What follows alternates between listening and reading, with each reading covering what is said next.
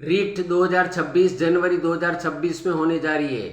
GK के कुछ question सामान्य ज्ञान के। यूरोपीय बाजार में भारतीय नील गाय की मांग क्यों है? नील की मांग ब्रिटेन में कपास के उत्पादन में नाटकीय रूप से वृद्धि हुई है। भारतीय नील की किस्म अच्छी थी। इस समय तक ब्रिटेन में औद्योगिकरण का दौर शुरू हो चुका था। कपड़े को रंगने के लिए रंगों की मांग में वृद्धि हुई थी। उस समय वेस्ट इंडीज था अमेरिका से नील की आपूर्ति अनेक कारणों से बंद हो गई थी।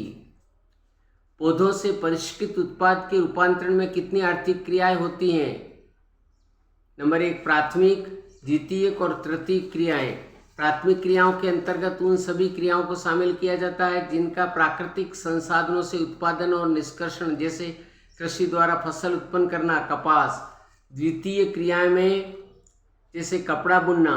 तृतीय क्रिया में सेवा कार्यों द्वारा सहयोग प्रदान करती है, जैसे परिवहन द्वारा निर्मित उत्पादन को बाजार में पहुंचाना।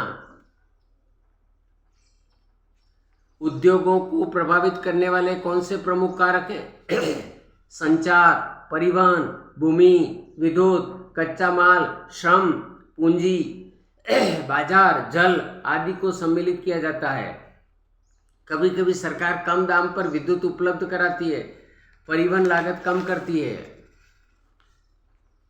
1857 के विद्रोह के बाद अंग्रेजों ने अपनी नीतियों में क्या बदलाव किए? नंबर 1 सेना में गोरखा, सिख, पठानों के अनुपात को बढ़ाया गया। ब्रिटिश संसद ने 1858 में कानून पारित किया जिसके द्वारा ईस्ट इंडिया कंपनी के सभी अधिकार ब्रिटिश सरकार के हाथ में आ गए। इस प्रकार ब्रिटिश सरकार का भारत पर प्रत्यक्ष नियंत्रण हो गया। 1857 के बाद शासकों के उनके क्षेत्र पर शासन करने का अधिकार सुनिश्चित किया गया। उत्तराधिकार के रूप में पुत्र को गोद लेने की प्रथा को मंजूरी दी गई। अंग्रेजों ने भारतीय रिवाज, धर्म, सामाजिक प्रथाओं का सम्मान करने का फैसला किया। रोलेक्ट कानून एक्ट क्या है? रोलेक्ट एक्ट 1919 में पारित हुआ। इसे काला कानून कहा जाता है। यह कानून अभिव्यक्ति की स्वतंत्रता पर अंकुश था और पुलिस को ज़्यादा अधिकार देने के लिए बनाया गया था। इस कानून से ब्रिटिश सरकार को अधिकार प्राप्त हो गया। किसी भी भारतीय को अदालत में बिना मुकदमा चलाए जेल में बंद कर सकती थी।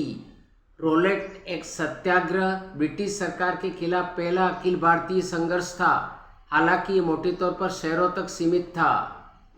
आंदोलन को कुचलने के लिए दमनकारी रास्ता ब्रिटिश ने अपनाया।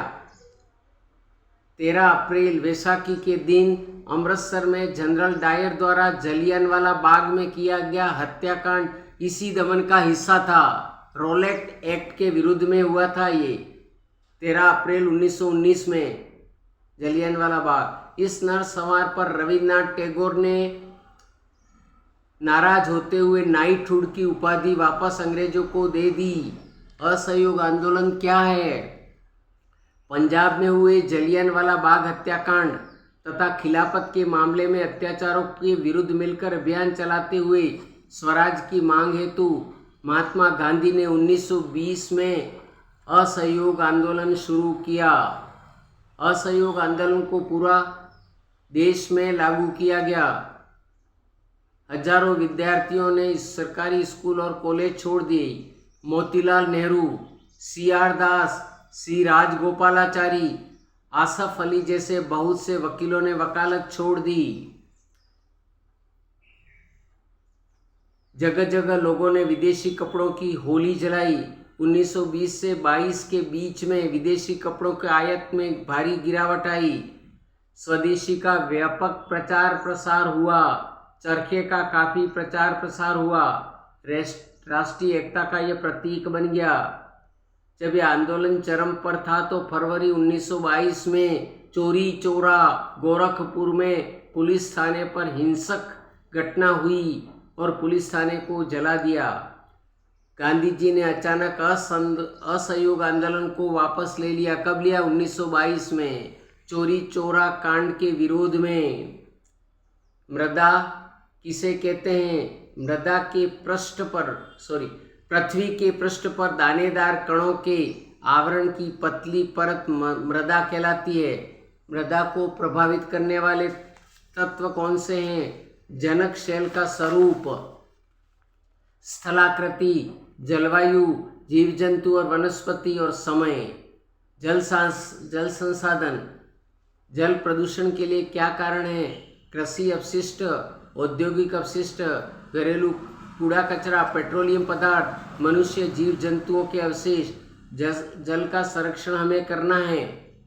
कैसे करेंगे जल का संरक्षण?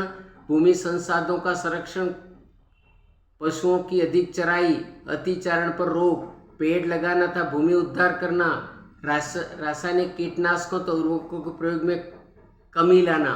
Thank you.